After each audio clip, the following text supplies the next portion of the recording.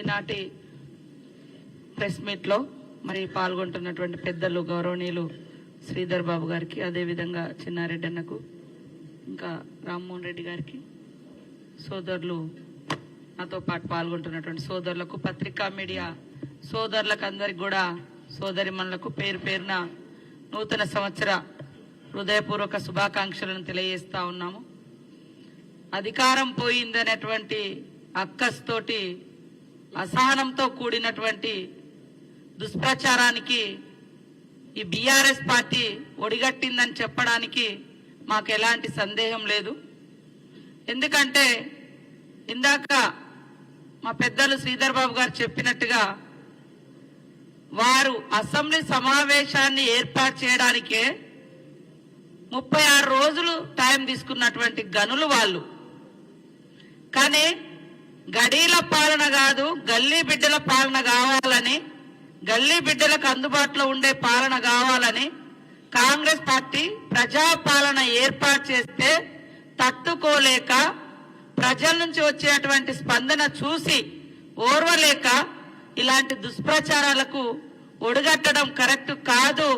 ఒకసారి ఆత్మ విమర్శ చేసుకోండి, ఆత్మ పరిశీలన చేసుకోండి అని ఈ సందర్భంగా ఈ బీఆర్ఎస్ కుటుంబ పాలన పార్టీకి తెలియజేస్తా ఉన్నాం. ఈరోజు అధికారంలోకి వచ్చిన వెనువెంటనే ఇచ్చినటువంటి హామీలలో మీరు కేవలం అసెంబ్లీ సమావేశము, ఎమ్మెల్యేల ప్రమాణ స్వీకారాలకే నెలలు టైం తీసుకున్నారు. మీ ఇష్టం అనుకున్నారు. ఈ రాజ్యము ఒక ప్రజాస్వామ్యం లేదు, ఒక రాజ్యాంగం లేదు, ఏది లేదు. ఈ రాష్ట్రం మా ఎస్టేటు, మేముండే ఇల్లు మా గడీలు, మేము చెప్పినట్టుగా మీరు వినాలి అనేటువంటి దబాయింపు పాలన నుంచి ప్రజల దగ్గరికి పాలన పోయిన తర్వాత ప్రజలందరూ సంతోషంగా ఉన్నారు, కాంగ్రెస్ పార్టీ మీద విశ్వాసంతో ఉన్నారు, నమ్మకంతో ఉన్నారు. ఇచ్చిన ప్రతి హామీ అమలు చేస్తున్నటువంటి విశ్వాసము, ఆ యొక్క ధైర్యము ప్రజలలో ఉంది. కానీ ధైర్యం కోల్పోయింది ఎవరు అంటే ఈ బీఆర్ఎస్ పార్టీ వాళ్ళు. అధికారం లేకుండా బతకలేనటువంటి పరిస్థితి ఉంది. అహంకారము, అధికారము, పెత్తనము ఇవన్నీ కలగాల్సినటువంటి నాయకత్వం, ఫ్యూడల్ నాయకత్వం వాళ్ళ యొక్క టీఆర్ఎస్ పార్టీ నాయకత్వం. ప్రజల నుంచి వచ్చేటువంటి స్పందన చూస్తే తట్టుకోలేకనే ఈరోజు దుష్ప్రచారం అనేటువంటి ఒక దారిని ఎంచుకొని మేము మంత్రులుగా ప్రమాణ స్వీకారం చేసింది 2వ తారీఖు నాడు, 9వ తారీఖు నాడు ప్రమాణ స్వీకారం చేసింది 7వ తారీఖు నాడు. 9వ తారీఖు నుంచి మేము ఇచ్చిన ఒక్కొక్క హామీని అమలు చేస్తూ మిగతా హామీల కోసం దరఖాస్తులు తీసుకోవడం కోసం ప్రజాపాలన పెట్టడం జరిగింది. అంటే మేము 7వ తారీఖు నాడు ప్రమాణ స్వీకారం చేస్తే 9వ తారీఖు నాడే ఇంకెప్పుడు అమలు చేస్తారు అని మాట్లాడారు.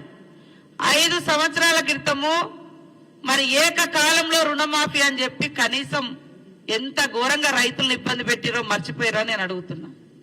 10 సంవత్సరాల క్రితం మొట్టమొదటి హామీగా దళితుడే ముఖ్యమంత్రి అని చెప్పారు.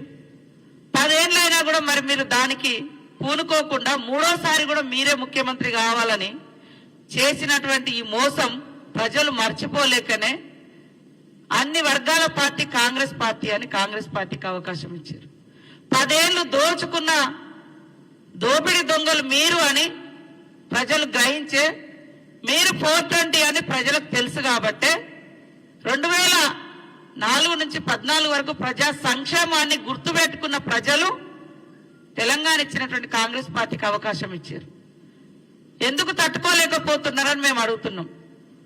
ఇవాళ ఒక ప్రజాస్వామ్యబద్ధంగా జరిగినటువంటి ఎన్నికలలో మెజార్టీ మాకొస్తే తెల్లారి నుంచే కూలుస్తాం, పేలుస్తాం ఇని చెప్పేటువంటి మాటలు ఎందుకు ఇంత దురహంకారం మాటలు, ఇట్లాంటి దుర్బుద్ధి అని మేము అడుగుతా ఉన్నాం. కాబట్టి 420 మీరు ఇచ్చినటువంటి హామీలు అమలు చేయకుండా 10 సంవత్సరాలు ఇష్టానుసారంగా గడీల పాలనను గల్లీ బిడ్డల మీద రుద్ది ఎంజాయ్ చేసింది మీరు. మేము అధికారానికి వచ్చిన మరుక్షణం నుంచే ప్రజల కోసం ఎలాంటి అభివృద్ధి కార్యక్రమాలతో పాటు ఇచ్చిన ప్రతి హామీని అమలు చేయాలని ఆలోచిస్తున్నది మా కాంగ్రెస్ ప్రభుత్వం. అదే కాకుండా ఆటోల విషయంలో ఇవాళ మహిళలకు ఒక ఆర్థిక స్వేచ్ఛను, ఆర్థిక స్వతంత్రతను, ఆర్థిక స్వావలంబనను కలిగించాలి, వాళ్ళ అవసరాలన్నీ తగ్గించుకుంటున్నారు, మహిళలు బయటికి రాలేకపోతున్నారు, వాళ్లకు ఒక ఆర్థిక భారం పడకుండా ఉండాలని ఫ్రీ బస్ చేస్తే అత్యంత దుర్మార్గంగా ఆటో డ్రైవర్లను ఆటో వాళ్ళను రెచ్చగొడుతూ రోడ్ల మీదకి తీసుకొచ్చి ఇది ఉద్యమము అంటారు, లేదా వాళ్ళ కడుపు కొడుతున్నారు అంటారు.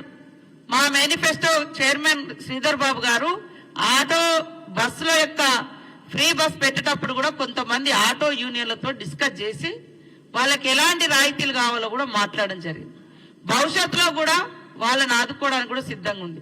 కానీ ఇంకా ఎలాంటి సమస్య లేనట్టుగా ఒక ఆడకూతురు వచ్చి స్వేచ్ఛగా బస్సులలోకి వస్తే ఈ ఫ్యూడల్ భావజాలం కలిగినటువంటి మహిళలంటే చిన్న చూపు చూసేటువంటి ఈ టిఆర్ఎస్ పార్టీ, మహిళలంటే తీవ్రమైనటువంటి వివక్షతకు గురి చేసేటువంటి ఈ టిఆర్ఎస్ పార్టీ మహిళలు బయటికి వస్తే తట్టుకోలేక ఉచిత బస్సు ప్రయాణం మీద అక్కసు వెళ్ళగక్కుతున్నారు.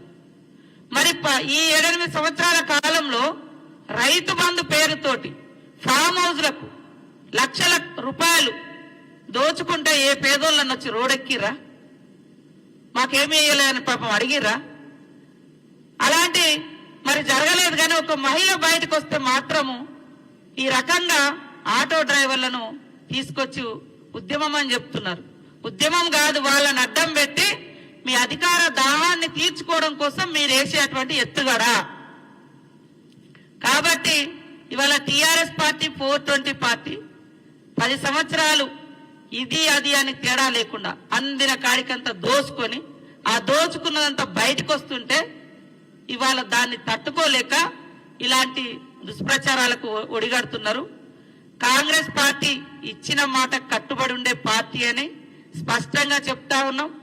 ఇవాళ వాళ్ళు పెట్టినటువంటి బడ్జెట్ చూస్తే బడ్జెట్ బారెడు, ఖర్చు శారెడు. మరి వచ్చినటువంటి నిధులను కూడా తమ ఇష్టానుసారంగా తమకు నచ్చిన పథకాల పేరుతోటి కమిషన్లు వచ్చేటువంటి వాటి కోసం లక్షల కోట్లు ఖర్చు పెట్టి ఇవాళ మేము శ్వేతపత్రం రిలీజ్ చేస్తే వాళ్ళట శ్వేతపత్రం అట. ఏడ కష్టపడ్డారు? ఎవరి త్యాగాల మీద వచ్చింది ఇది?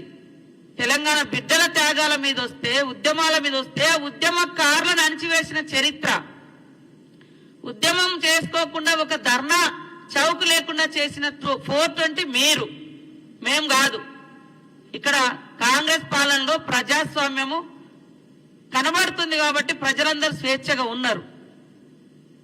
అనేక రకాల దుష్ప్రచారాలు చేసి తమ యొక్క వ్యక్తిగత స్వార్థం కోసం కాంగ్రెస్ పార్టీ మీద దుష్ప్రచారం చేస్తా ఉన్నారు. ఇది మంచిది కాదు. ఇలాంటి దుర్మార్గపు విధానాలను ప్రజలు సహించరు అనే విషయాన్ని గుర్తుపెట్టుకోండి. ప్రజలారా ఆలోచించండి. ఇవాళ బంగారు తెలంగాణ బంగారు తెలంగాణ అంటే నిజంగానే అందరికి భ్రమ కల్పించారు తప్ప ఆడికి పోతే 6 లక్షల కోట్ల పైగా అప్పుల తెలంగాణ మిగిల్చిరు. కేసీఆర్ ప్రభుత్వం గతంలో బంగారు తెలంగాణ అంటే నిజంగా దేశమంతా బంగారం అనుకున్నారు. మనం కూడా ఇక మనకు రాకపోతుందా అని ఒకసారి రెండోసారి అవకాశాలు ఇచ్చారు. కానీ ఒక్కొక్కరి మీద లక్షల కోట్ల రూపాయలు ఈ రాష్ట్రం మీద పెడితే ఇది అని చెప్తున్నట్టు అది రాష్ట్రానికట అవమానం అంట. ఆదాయం మీకు వచ్చింది, లగ్జరీ జీవితాలు మీకు వచ్చినాయి, దోసుకున్నది మీరు. ఆ నెపమంతా కూడా తెలంగాణ ప్రజలు మోయాలన్నట. అది ఉన్నది ఉన్నట్టుగా మాట్లాడితే తెలంగాణను అవమానించినట్ట. నువ్వు చేసిన తప్పుకు తెలంగాణ ఎందుకు అవమానపడుతుంది? నువ్వు చేసిన అప్పులకు తెలంగాణ ఎందుకు తలదించుకుంటది? అంటే వీళ్ళే ఇక తెలంగాణ ప్రజలు మరి ఇప్పుడు 6 లక్షల కోట్లు పడ్డాయి, ప్రజల మీద భారం పడుతుంది. మరి ఇవన్నీ నువ్వు కట్టుతావా? ఉన్న శ్వేతపత్రం మేము విడుదల చేస్తే శ్వేతపత్రం అంట.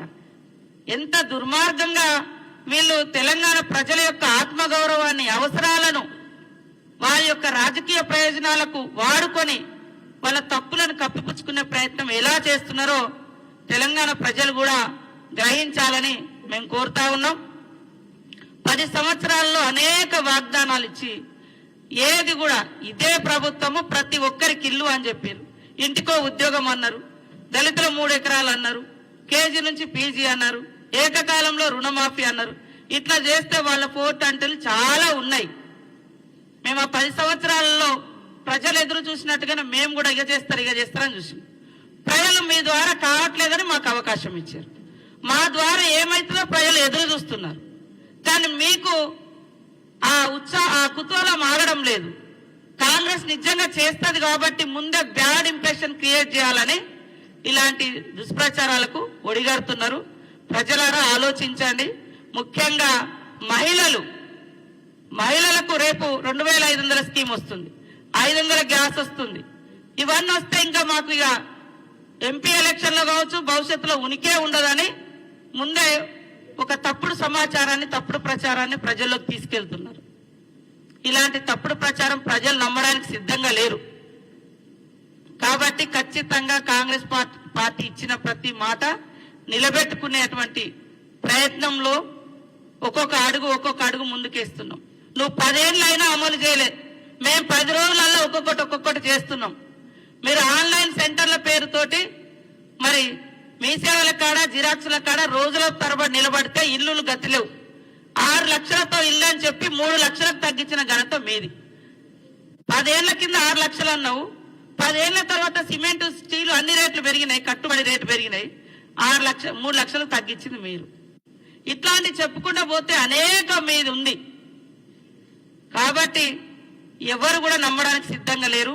ఖచ్చితంగా 420 ఏదైనా ఉంది అంటే ఈ దేశంలో కేసీఆర్ పార్టీ, బీఆర్ఎస్ నాయకులు, కాంగ్రెస్ కాదు. కాబట్టి ప్రజలందరూ గమనించాలని కోరుతూ ఈ దుష్ప్రచారాన్ని ఎక్కడికక్కడ ఎండగట్టాలి. టీఆర్ఎస్ పార్టీకి మేము ఒకటే సూటి ప్రశ్న వేస్తున్నాం. ఇప్పుడు ఇందాక శ్రీధర్ బాబు గారు అడిగినట్టుగా మహిళలకు ఫ్రీ బస్ వద్దా, మహిళలకు 2500 వద్దా, ఇంట్లో 500 గ్యాస్ సిలిండర్ ఇవ్వద్దా? మరి మా హామీలు అమలు కాని హామీలు అని అన్నారు. మేము 15,000 రైతు బంధు అంటే మీరు 16,000 అన్నారు. మేము 2,500 మహిళల కంటే మీరు 3,000 అన్నారు. మేము 4,000 పింఛన్ అంటే మీరు 5,000 అన్నారు.